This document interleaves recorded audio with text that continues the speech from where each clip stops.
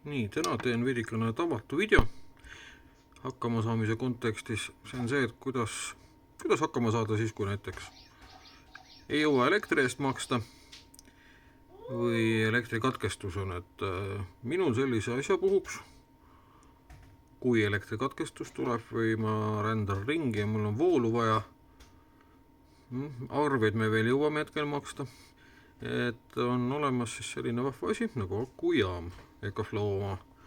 Seda müüb siis Mobileid ja sellest akujaamast üksi vähe on kasu. Ja mis sa laamendad see on? Selle akujaama juurde on vaja ka sihukest asja. Siin on päiksepaneel. Päiksepaneel tegelikult lihtsalt hetkel kuivab. Sellepärast täna on mitu korda päeval vihma sadanud ja ta sai korralikult märjaks. Aga noh, ütleme niimoodi, et see asi ei karda vihmasadu. Töötas ka vihma käes. Nii. See valgus, mis siis nüüd akujaama taustaks on siin nii-öelda köögikapi all olev LED-riba, mille juhe tuleb siis akujaama. Teine juhe läheb arvutisse, ma loen ka seadmeid. Et ma üritan võimalusel kõik oma seadmed laadida siis nii-öelda päikesest, mille ma päeval kinni püüan. Ja hetkel on toavalgustus siis meil ka täielikult nii-öelda päeval kinni püütud päikese käes. Päikese käes saadud siis energial. Et laes on siis selline Tirossi matkalatern, laetav, mis ise vajadusel ka laeb välja, kui on vaja mõnda seadet laadida. Noormehel on midagi sekka öelda, ma saan aru.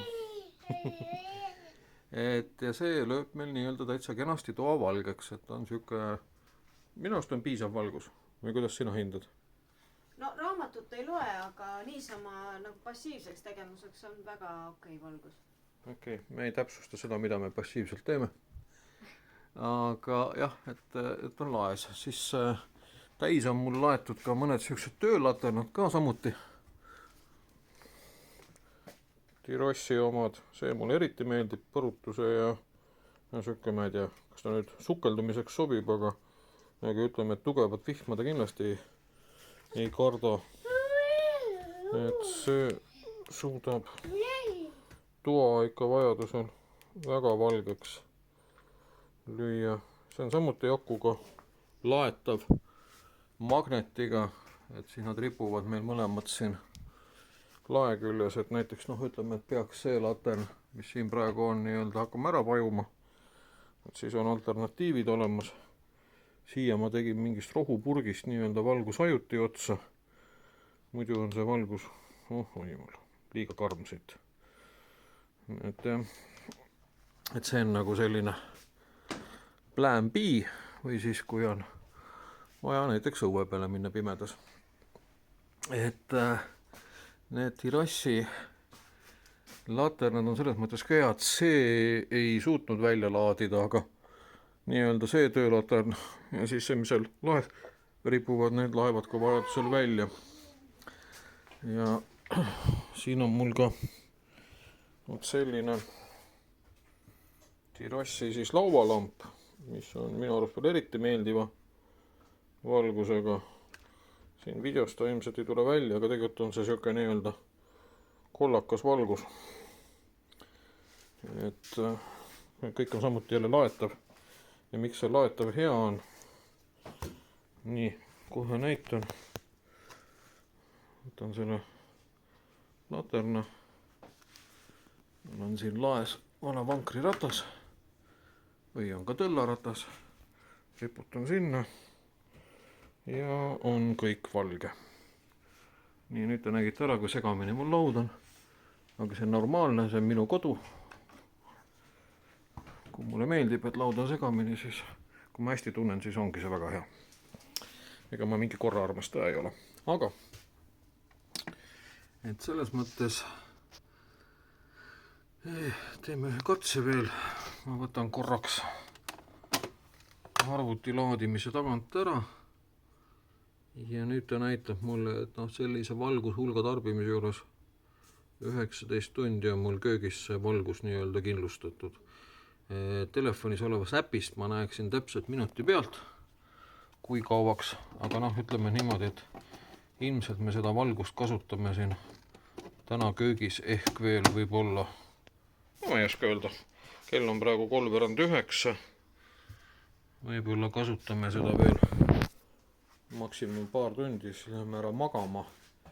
Et kui nüüd peaks selline asi tõesti tekkima, et noh, vool kaobki pikemaks ajaks ära, siis tegelikult ütleme, need katsed ma peaksin veel tegema täpsemalt. Aga igatahes tänapäeval kinni püütud päikseenergiaga ma saan kindlasti täna õhtuse valguse vajaduse nii-öelda kätte ära täita ja saan oma seadmed, ilmselt seadmete all siis arvuti, läpakas pluss 2 nutitelefoni ära laetud ja teoreetiliselt peaks mul täna kinni püütud nii-öelda päikseenergiat veel üle jääma. Et vajadusel siis komme peaks teoreetiliselt tulema hästi kehv ja pilves ilmeda, ei suuda mitte midagi eriti laadida. No siis mul on väike varu olemas, aga näis, homme hommikul, sõltumata sellest, palju ma nüüd ühesõnaga nii-öelda ära kasutan. Täna õhtul seda salvestatud energiat ma viskan ta ikkagi juba hommikul ilmselt hiljemalt 9 laadima ja püüan kinni ja kui akujaam ka peaks täis saama, siis ma saan tegelikult talle kohe nii-öelda sellised tasku akupankasid külge panna, et ta jooksvalt nii-öelda ka need täis laeks. Et mis sest nii-öelda valgusest niisama ikka tühja lasta valge olla. Et püüame selle kõik kinni ja kasutame ära. Et nüüd minu subjektiivne arvamus, et ma olen diskuteerinud teemal akujaam versus siis generaator. Ühel ühed plussid, teisel teised plussid, ühel ühed miinused, teisel teised miinused. Et mina ise olen täna siis akujaama kasutaja koos päiksepaneeliga. Mulle tundub see lahendus nagu selles mõttes mugavam, ma saan seda akujaama isegi koos varuaku ja päiksepaneeliga, ma usun, kompaktsemalt endaga igale poole kodust lähtudes või välja minnes kaasa võtta kui kenekat. Ja teine pluss, mis minu jaoks oluline on see, et akujaam on vaikne ja mingit valgust leiab alati. Et kenekas tähendab automaatselt müra. Et seda müra mingil määral on võimalik summutada abivahenditega, aga ütleme, et jah, täiuslikku tulemust ei saa, aga vahel on kasulik, kui sa müra ei tekita. Et selles mõttes akujaam mulle meeldib natuke rohkem. Paha ei teeks, kui mõlemad oleksid olemas. Aga noh, see on juba investeering enda omaette.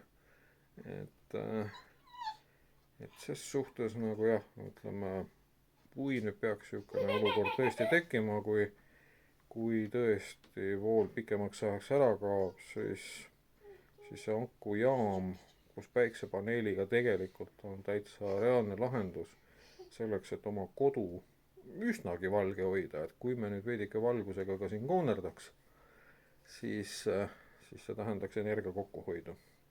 Aga kindlasti ma nii-öelda sellest akujaamast veel ja päiksepaneelist teen veel videosid, sellepärast, et noh, nüüd nad on, mis kuust alates meie käes on olnud, maist või? Kas mai või juuni, ma ei mäleta, juunis ma igal juba kasutasin, mai lõpus juba kasutasin, mais järelikult. Et noh, suvised katsetused näitasid seda, et asi oli super ja on ju, kõik meie reisimised ja käigud ja niimoodi täitis kõik meie vajadused ära, pluss see, et sa said tööd teha. Ja me ei ole tegelikult seda lisaakut pidanud praktiliselt üldse kasutama, sest päike on kogu aeg olemas olnud. Ja ilmselt nüüd sügisel hakkab lisaakut vaja minema. Aga mõtleme niimoodi, et see on siis nüüd selle energiasarja hakkama saamisvideo vol 1, et see on esimene, et kuidas hakkama saada. Et teemaks siis akujaam ja toa valgustamine. Järgmised katsed, mis ma tahan ära teha, on see, et näiteks, et kas või see sama akujaam panna oma külmkapile külge veepumbale, mis kaevust siis vee tuppa toob ja vaadata, kui kaua ta nii-öelda suudab neid asju nii-öelda energiaga toita, et majapidamine toimiks. Aga eks sellest kõigest ja muust järgmistes videodes. Aga mis seal ikka siis seniks, et kui ennem ei kuule ja näe, siis raudselt järgmine kord.